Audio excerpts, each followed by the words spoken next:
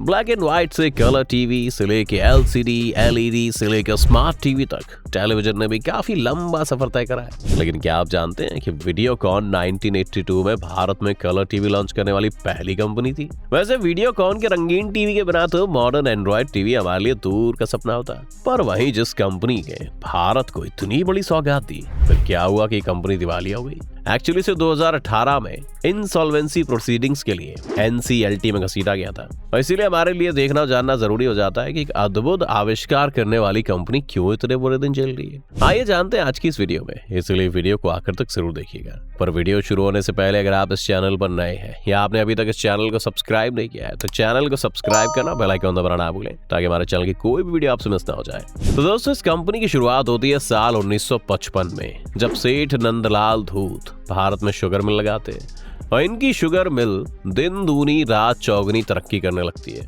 और जैसे जैसे दिन बीतता है इनके 3 बेटे बड़े होने लगते हैं, और उसके बाद साल 1986 में औरंगाबाद के 3 भाइयों ने अधिगम ट्रेडिंग नाम से कंपनी शुरू की, जो पेपर ट्यूब बेचने का काम करती थी। अब इसी बीच इन्होंने एक चीज देखी कि भारत के लोग टीवी देखना बहुत ज्यादा पसंद करते हैं, लेकिन भारत में सारे ही टीवी बाहर से बनकर आते हैं। भारत में कलर टीवी बनाने वाला कोई भी इंडियन ब्रांड नहीं है। इसीलिए यहाँ से इन्होंने एक सपना देखा, और वो सपना था भारत के हर एक घर में कलर टीवी होने का। अब इसी के साथ इन्होंने अपने सपने की तरफ चलना शुरू कर दिया, और कुछ वक्त बाद कलर टीवी का लाइसेंस मिलने वाली वीडियोकॉन कंपनी भारत में ऐसी पहली कंपनी बन जाती है जिसे लाइसेंस मिला।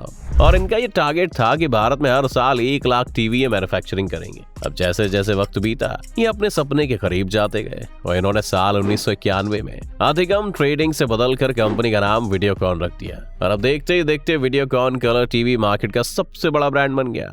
अब इसकी 3 वजह थी। सबसे पहली ये भारतीय ब्रांड थी, दूसरा ये सस्ते और टिकाऊ टीवी बना रही थी, और तीसरा इनका कोई भी कंपटीशन इनके सामने टिक नहीं पा रहा था। पर ये तीनों भाई यहीं तक नहीं रुकने वाले थे।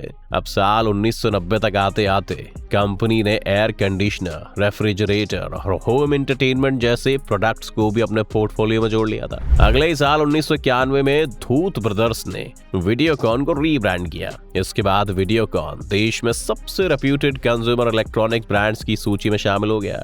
लेकिन दोस्तों, ये कहानी कहीं भी रुकने वाली नहीं थी। इन 3 भाइयों के ख्वाब और बड़े थे। अब जब 2 बिजनेस में इन्होंने अपना सिक्का जमा लिया था, तो इन्होंने तीसरे बिजनेस में अपने पैर पसारे। अब जब इन्होंने मार्केट में नजर मारी तो देखा कि ब्रेंट क्रूड ऑयल की कीमत काफी तेजी से बढ़ती जा रही है। इसके बाद इन्होंने तेल और गैस के सेक्टर में जाने का सोचा। अब क्योंकि तेल और गैस के सेक्टर में काफी ज्यादा पैसा लगता है, लेकिन ये कभी इनके लिए मुसीबत की वजह नहीं बनी, क्योंकि वीडियोकॉन काफी रेप्यूटेड ब्रांड था और इनका मार्केट में काफी ज्यादा नाम भी था, जिस वजह से कोई भी बैंक इन्हें लोन देने के लिए झटपट तैयार हो जाता।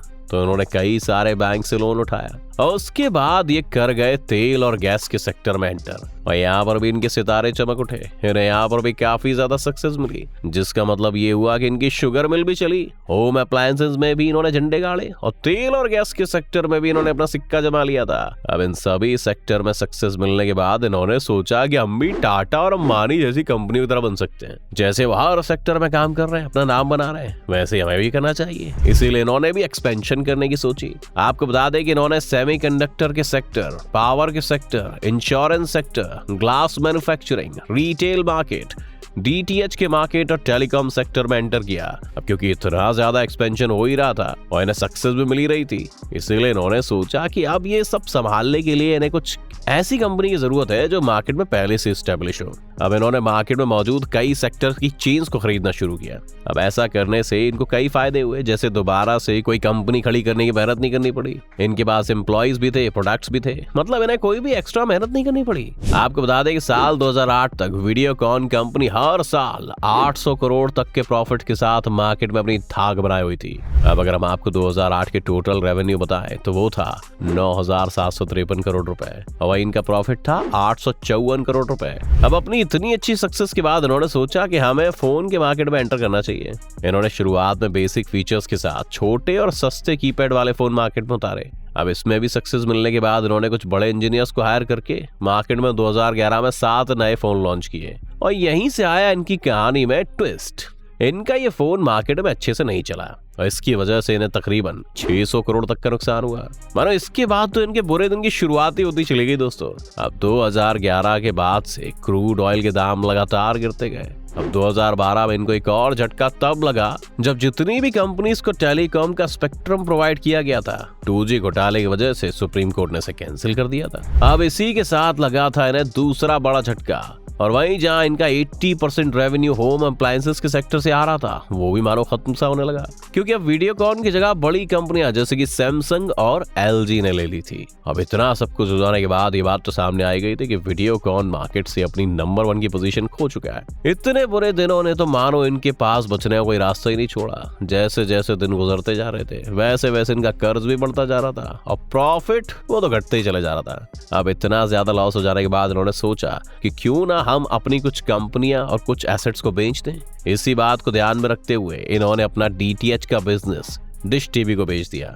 साथ ही इन्होंने अपनी गैस की कुछ ओनरशिप भी बेच दी। इतना ही नहीं, इन्होंने अपना पूरा का पूरा टेलीकॉम बिजनेस एयरटेल को बेच दिया। अब इन सब को बेचने के बाद इन्हें लगा कि कर्ज कम हो जाएगा, लेकिन कर्ज तो कम होने का नाम ही नहीं ले रहा था। और आखिरकार 2018 में दिवालियापन का ये मामला अदालत जा पहुंचा। ग्रुप की कंपनियां वीडियोकॉन इंडस्ट्रीज और वीडियोकॉन टेलीकम्युनिकेशंस के खिलाफ दावों में 88,000 करोड़ रुपए का इजाफा हुआ, जिसकी वजह से ये भारत कब तक का सबसे बड़ा दिवालियापन केस बन गया। वैसे तो दिवालियापन कानूनों के मुताबिक ऐसे मामलों को 270 दिनों के अंदर अंदर सॉल्व कर देना चाहिए, लेकिन ये चीजें शायद ही कभी समय पर हो पाती है। कम से कम हमारे देश में तो ऐसा कम ही देखने को मिलता है। अगर ये मामला तभी सुलझ गया होता तो शायद इस वक्त इनके फेलियर की बात नहीं कर रहे होते हम। अब मामले को सुलझाने में देरी की सबसे बड़ी वजह वीडियोकॉन समूह में शामिल कई कंपनीज थी।